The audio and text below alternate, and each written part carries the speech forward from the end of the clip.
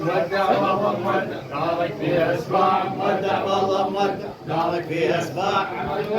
عجبني يؤتي الحكمة من يشاء ومن يؤتي الحكمة فقد أوتي خيرا كثيرا. لقيت الله البخت مذكورة بالسورة آدم دق جساسة وخطط اسطورة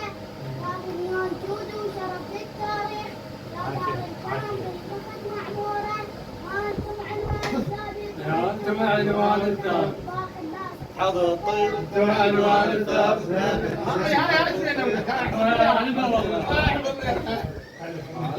هاي